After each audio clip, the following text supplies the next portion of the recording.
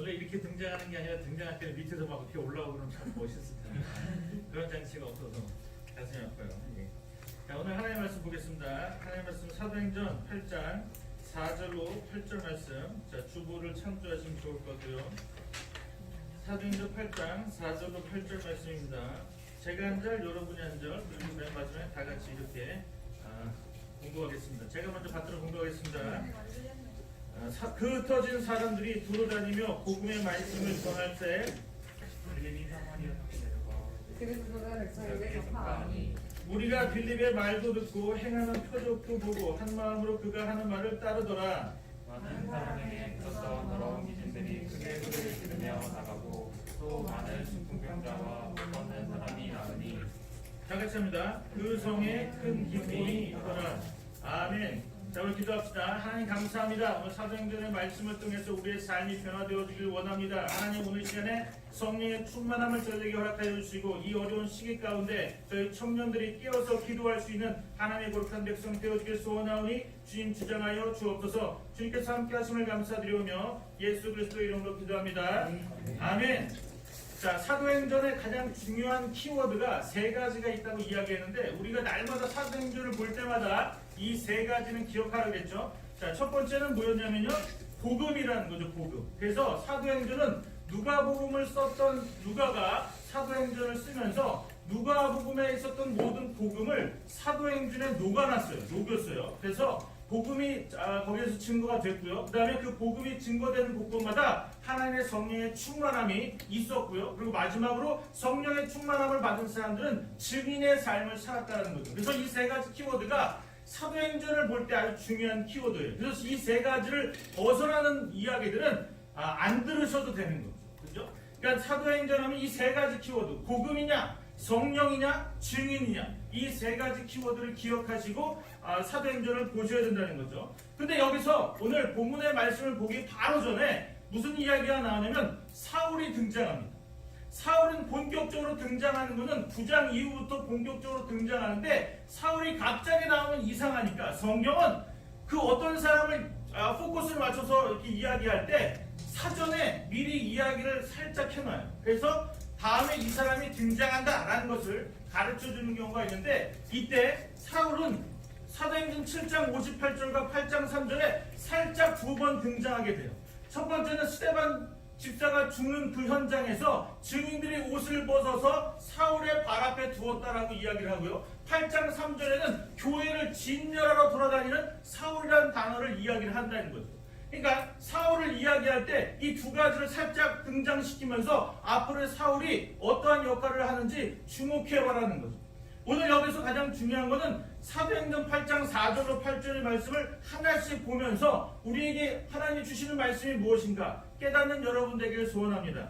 첫 번째 보면 8장 4절 말씀 볼까요? 8장 4절. 그 흩어진 사람들이 두루 다니며 복음의 말씀을 전할세. 흩어진 사람들이 누굴까요? 예루살렘 교회는 하루에 3,000명, 5,000명씩 전도되어 왔어요. 그래서 많은 사람들이 3,000명, 5,000명이 되는 사람들이 예루살렘 교회에 왔는데 여기 어떤 일이 벌어졌냐면 이방인들의 과부들한테는 먹을 거를 안 주는 거예요.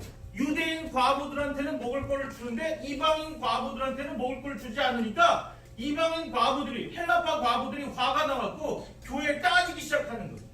이때 성령에 충만했던 사람 7명을 택하라 라고 얘기했는데 성경은 집사라는 단어가 없어요. 그런데 우리는 왜 집사라는 단어를 줬을까요? 이 집사라는 뜻의 원어의 뜻은 뭐냐면 행정을 맡고 일을 하는 자, 이런 뜻이에요. 그러니까 일을 시키려고 뽑았다라고 하는데 성경은 그렇게 이야기하고 있지 않아요. 7명은 어떤 사람과 똑같냐면 사도들의 수준과 동일한 사람을 뽑은 거죠. 3,000명 중에서 몇 명을 뽑았냐면 7명을 뽑았다는 거죠. 이거는 거의 목회자 수준으로 사람을 뽑았다는 거예요. 근데 이 7 집사 중에서 7 집사가 아니죠. 여기서 성경 집사라고 나와 있지 않지만 우리가 하도 들었고 배운 게 집사라고 해서 그냥 집사라고 얘기하는 건데 이 7명의 선택받은 백성, 선택받은 사람 중에서 2명이 아주 중요한 내용이 나오는 거예요. 2명이. 첫 번째는 스데반. 스데반은 6장에서 하나님의 말씀을 전하다가 순교를 하죠. 7장에서 순교를 당하잖아요. 그리고 나서 또 누가 나오냐면 빌립이라는 사람이 나와요.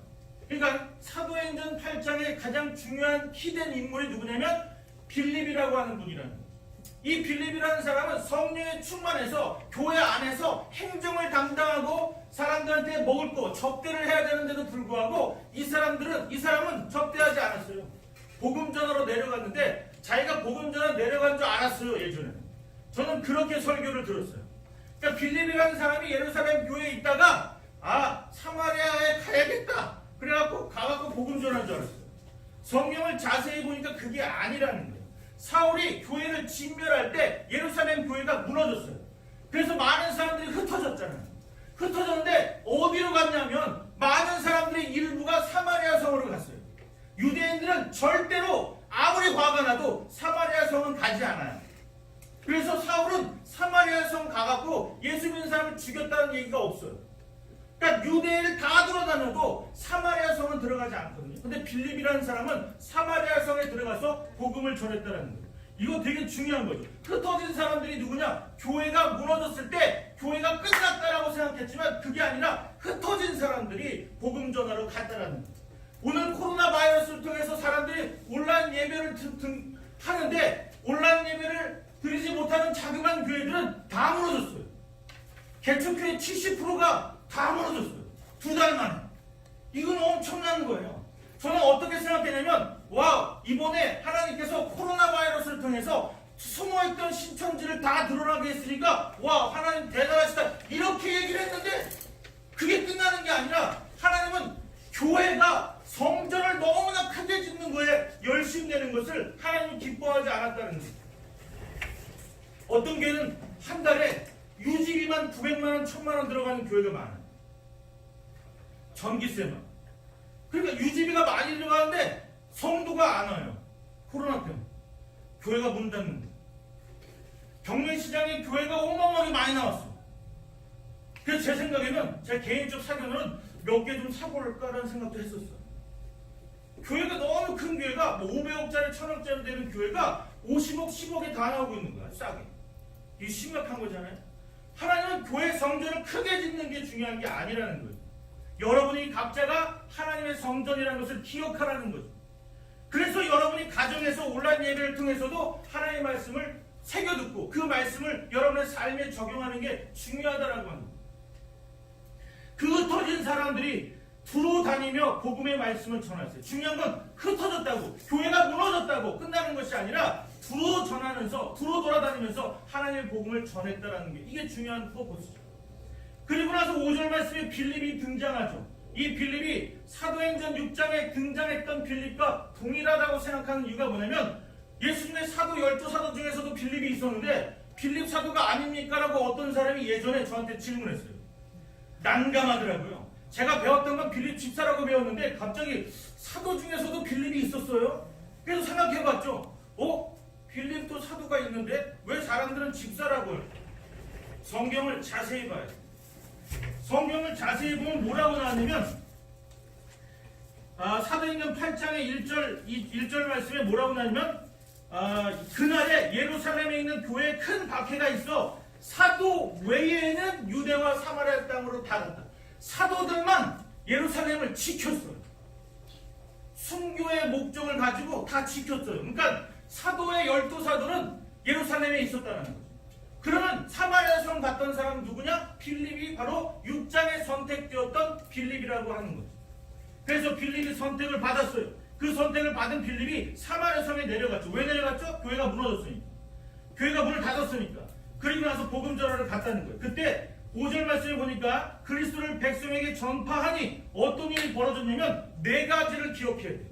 첫 번째는 뭐냐면 6절 말씀의 첫 번째, 우리가 빌립의 말을 듣고, 이때 듣는다는 단어는 경청한다. 자기 마음속에 울림으로 듣는다. 이런 얘기예요. 그러니까 빌립의 복음의 메시지가 마음을 움직였다는 거예요. 그러니까 첫 번째, 마음을 움직이지 않으면 사람은 변화되지 않는다는 거예요. 그래서 마음을 움직이는 메시지, 복음의 메시지가 중요하다는 거예요. 두 번째는 뭐냐면, 우리가 빌립의 말도 듣고 행하는 표적도 보고, 놀라운 건 복음이 증거되는 곳에 표적이 일어났다는 거죠. 이때 표적은 3가지로 나오는 거예요. 7절 말씀을 근거로 해서 보면 표적은 3가지로 나타나는데 첫 번째는 뭐냐면 병 고친다는 거예요. 어떤 병을 고칠까요? 그때 당시에 하나님의 병이라고, 다시 말해서 하늘의 병이라고 생각했던 병이 있어요. 그게 뭐냐면 중풍병이에요. 중풍병은 하늘의 병이에요. 하늘의 병. 인간이 고칠 수 없는 하늘의 병인데, 이 하늘의 병을 그 필립이 복음을 전할 때 그 전하는 현장에서 나타났다. 다시 말해서 놀라운 뭐가 일어나냐면 표적이 일어나는데 중풍병이 낫다라는 거예요.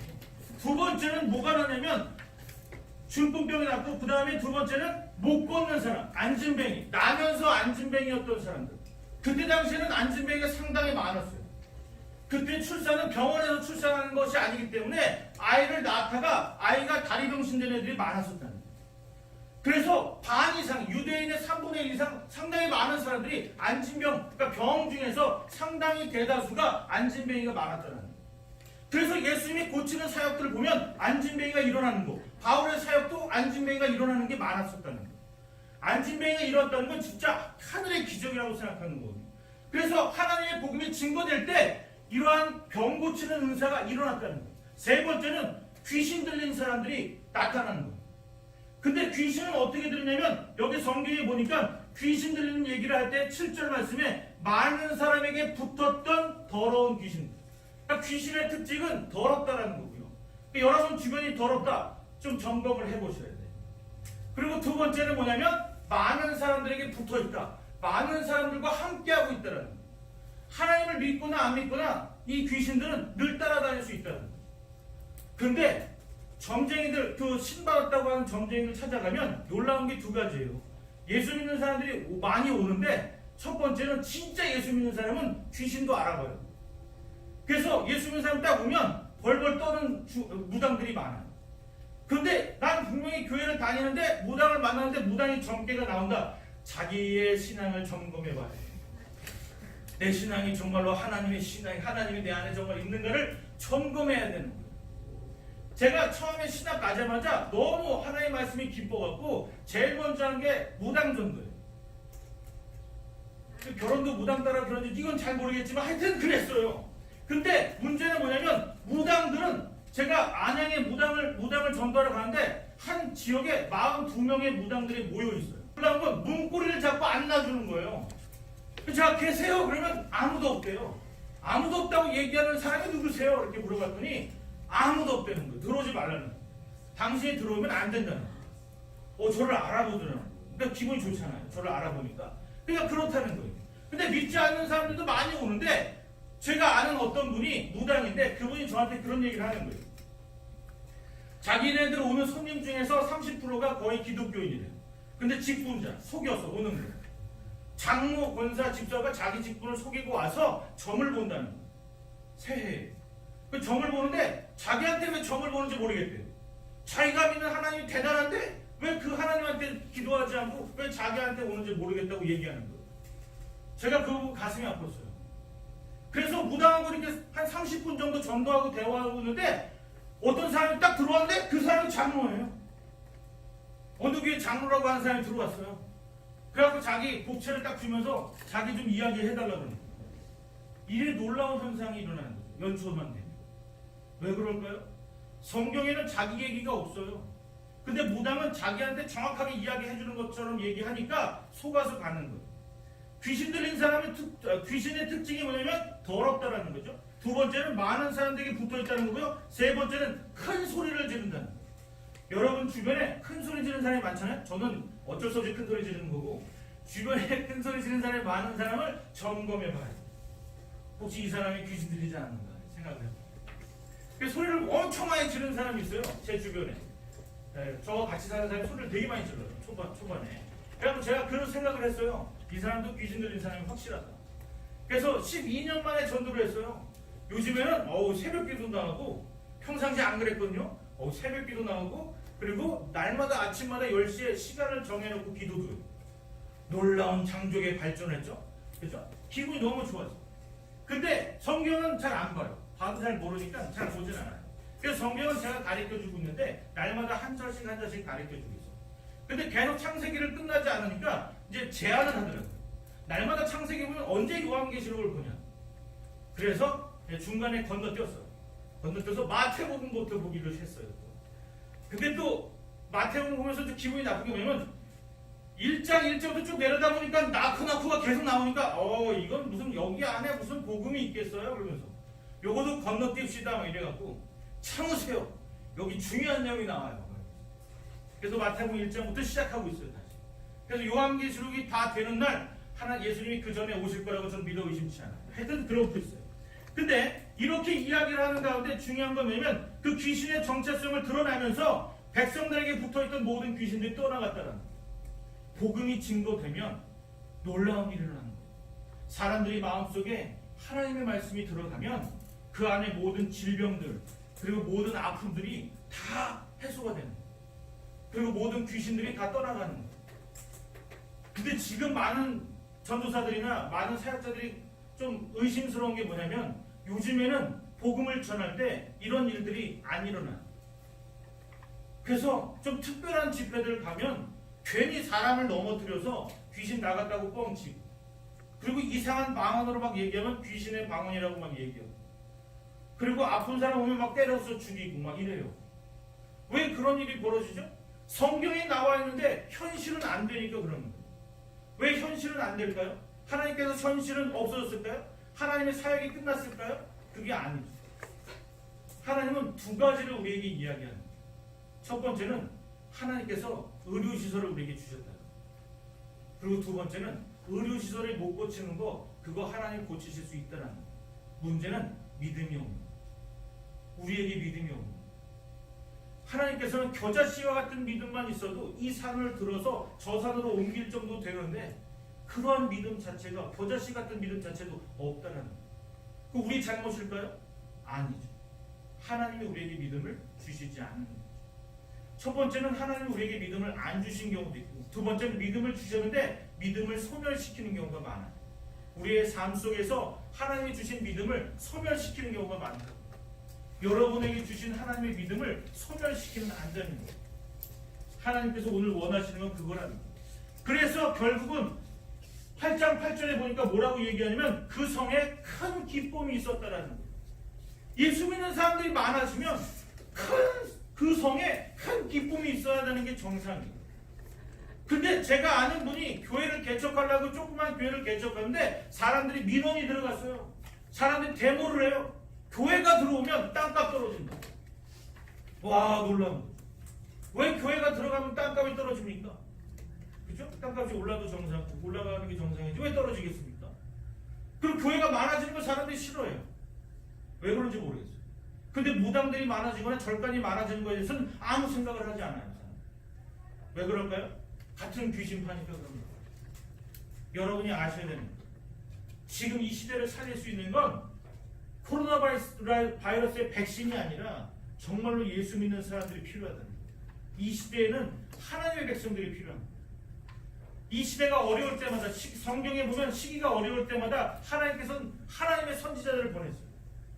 그 선지자들을 통해서 하나님의 말씀을 전하게 했어요. 오늘 여러분을 통해서 하나님은 하나님의 말씀을 전하기를 원하는 거예요. 빌립이 교회가 무너졌지만 빌립은 사마리아 성에 가서 하나님의 복음을 전할 때 놀라운 일들이 일어났어요.